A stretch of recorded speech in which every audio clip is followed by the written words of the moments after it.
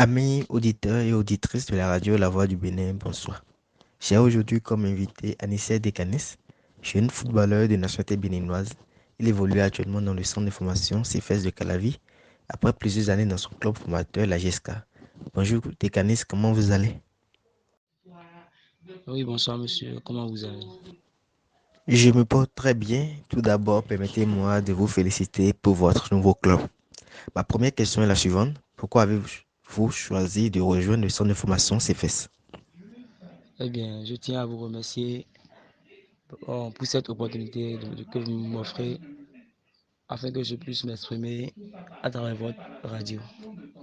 Bon, concernant la question, bon, si j'ai décidé de choisir le centre de formation CFS, bon, c'était pas trop mon projet au fait, parce que ce projet, c'est l'idée de mon grand frère. Parce que moi, je voulais quitter le club, mon club, mon club formateur au fait, mais je voulais rejoindre un centre qui sera à l'extérieur, genre même pas dans l'Europe forcément, mais dans Côte d'Ivoire, au Sénégal, quelque chose du genre, quoi. Mais dans notre club de formation, ça n'allait pas trop, quoi. Ça n'allait pas trop. Donc, tout le temps, ça, mon grand frère ne me voit plus dans le maillot, quoi. Donc, il me voyait dans d'autres maillots, je sortais, mais je ne sais pas l'entraînement là-bas. Donc, c'est vous ça, il a décidé de. Un jour, il était à la maison, il m'a dit qu'il va que moi, je vais l'accompagner quelque part pour un test. Ah, j'étais étonné, là. Comme c'est mon grand frère, je lui ai fait confiance. Et le jour où j'y ai arrivé, et il m'a accompagné. On est parti au centre de là où ils font les tests pour les nouveaux recrues. Donc c'est là que je suis parti. On a fait le test. C'était bon, je ne vais pas trop parler, je vais pas trop dire ça, mais ils m'ont quand même apprécié quand même. Et puis c'est comme ça que j'ai pu rejoindre le club CFS. Et je vous rassure que ça va quand même, tout va bien là-bas. Si je comprends bien, c'est un choix par obligation, mais qui se trouve finalement être un bon choix. Pendant que vous êtes au centre de formation, vous combinez le travail scolaire et les séances de football. Comment se déroule une semaine type? Bon, moi je ne sais pas trop si je vais parler de combinaison ou de combinaison de travail scolaire et des entraînements de football. Pour moi, c'est comme si ma vie se résume à ça, quoi. Genre le foot et l'école. Bon, pour moi, c'est pas genre une combinaison que je vais dire. Parce que je me sens pas trop chaud là, quoi. C'est pas comme si je me gêne ou bien c'est difficile à expliquer ou quoi. Tout est facile, au fait. Tout est facile pour moi. Bon, quand je prends une semaine type, bon, déjà, je sais que les mercredis, vendredis et samedi, l'équipe s'entraîne, quoi. Tout le monde s'entraîne généralement. Ça peut pas on peut pas manquer ça. Bon, moi, particulièrement, je travaille je vais dire tous les jours. Parce que à chaque fois, quand je finis les cours le soir, avant de me laver, je fais des exercices d'abdominaux et autres. Ça, c'est déjà la première phase. Donc après ça, les, les samedis matin, je vais courir de 5 heures à 6 heures. Et à 6 heures, je viens travailler avec les amis.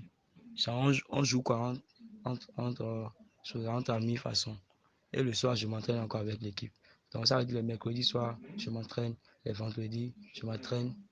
Et les samedis, je m'entraîne. Et le dimanche matin, je cours encore. Je cours le dimanche matin. Et puis quand je reviens, je m'amuse un peu avec les amis. Et puis c'est un peu ma semaine, quoi. Ma semaine. Je pense vraiment que vous avez vraiment tout compris. Vous avez la bonne méthodologie, selon moi, pour réussir dans le monde du football. Car pour être un grand footballeur, il faut travailler, travailler, travailler. Parlons maintenant de football. Quel genre d'attaquant êtes-vous? Bon, parlons d'attaquant. Bon, moi, mon idole, celui que j'aime et celui dont son football me plaît vraiment, c'est le Brésilien qui joue à la Juventus, et Douglas Costa. Je l'aime trop, j'aime trop son football, surtout ses PC, comment il accélère dans ses mouvements, j'aime trop. Je suis fan vraiment. C'est lui mon attaquant, c'est lui. Je l'aime et puis c'est mon idole, c'est tout. Merci pour votre réponse. Êtes-vous superstitieux comme certains footballeurs? Avez-vous des rituels d'avant-match? Bon, moi, quand je sais que j'ai un match, déjà la veille, avant de me coucher, je prie et je demande l'aide de Dieu pour qu'il puisse faciliter la journée, quoi. Quand je me réveille, je fais la même chose, je prie encore. pour demander toujours l'aide de Dieu. Bon, en voulant sortir de la maison, je prie. En chemin, je prie. Et quand je pars sur le terrain encore, avant de porter mon maillot, je prie encore. Avant de porter mes équipements et tout, je prie. Donc moi, c'est la prière en fait, la prière, partout. C'est ce qu'on m'a appris. Toujours demander l'aide de Dieu. Car c'est lui le suprême. Sans lui, on ne peut rien. Donc, à tout moment, ça va ou ça va pas, je prie là. Une vie de prière et de foi alors. Dans le même genre, avez-vous un numéro de maillot favori? Mon numéro favori, c'est le 11. Le 11. Le numéro 11 comme votre idole alors. Dites-nous au jour d'aujourd'hui quel est votre meilleur et votre pire souvenir concernant le football. Oh, mon pire souvenir dans le football, bon, c'était en 2013 où j'ai pris part à ma première compétition avec mon centre de base, au fait.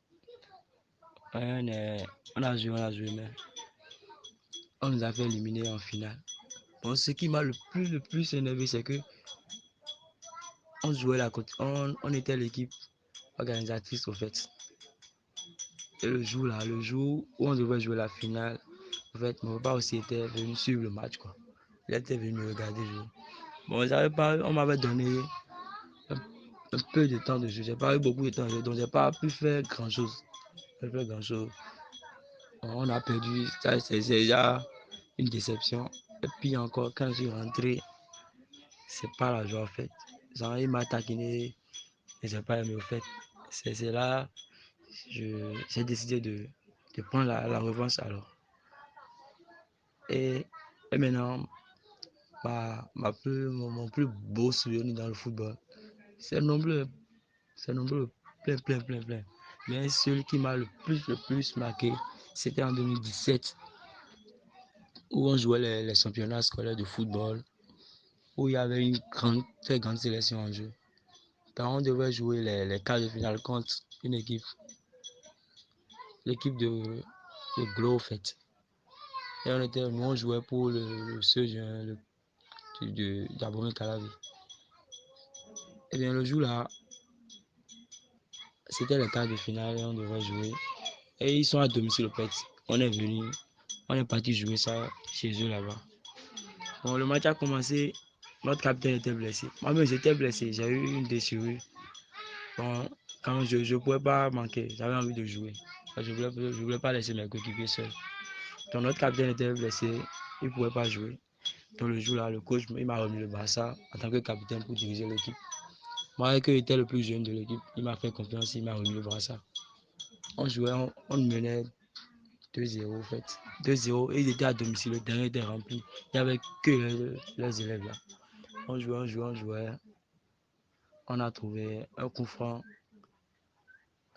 Moi, je suis gaucher, donc j'étais censé jouer ça, mais comme c'était, je n'allais pas bien, j'ai décidé de remettre ça à un autre équipier. Il a joué et il a marqué. On a continué de 1, on jouait, on jouait, on jouait. On a encore mis le second but. On est à égalité maintenant. Et on jouait, disons, il restait environ 10 minutes de temps de jeu. Tout le monde me regardait. Bah, j'étais l'attaquant.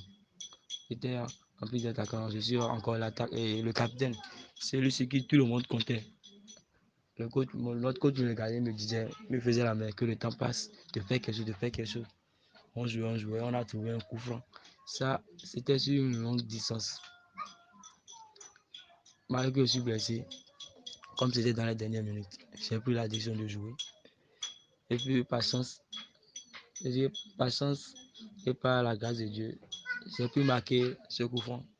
Mon coach, qui tout le temps minait, le jour-là, il n'a pas pu contrôler sa joie. Il a quitté les tribunes pour venir juste, pour venir me prendre dans ses mains. Il était tellement content. Moi, j'étais tellement content le jour-là que quand je suis arrivé à la maison, le match me venait en tête, quoi. Chaque minute, chaque minute. J'étais vraiment content, j'étais vraiment content. J'ai trop aimé ce jour-là. Je ne peux jamais oublier ça de ma vie. Quand on est arrivé au collège, c'était les félicitations, les félicitations. Bon, je rends grâce à Dieu alors pour ce jour que j'ai, ça a marqué mon histoire à jamais, à jamais. Je peux jamais oublier ça. Et en plus, j'aurais souhaité voir mon père suivre ce match, mais il n'est plus venu pour voir ça, mais je sais qu'aujourd'hui, c'est déjà celui qu'il a comme enfant. Et il me soutient partout, il me soutient plus que jamais. Il me fait confiance. Une très belle histoire. Nous souhaitons vraiment qu'il vous accompagne davantage dans votre choix de jouer au football. Dans quel club aimeriez-vous jouer plus tard? Bon, plus tard, j'aimerais jouer au Real Madrid. Mais en tant que club, comme entraîneur du Real Madrid. Parce que j'aime trop son coaching. La façon dont il fait avancer ses joueurs. Comme il a fait pour les Coutinho, les Mané et autres. La manière dont il les a. Il sait comment manipuler les jeunes prodiges, quoi, les jeunes footballeurs. Et j'aime beaucoup cela.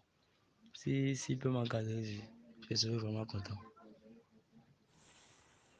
Notre souhait pour vous est que vous arriviez à concrétiser tous vos rêves. Avez-vous un conseil à donner à tous les jeunes qui écoutent votre interview et qui veulent devenir footballeurs professionnels?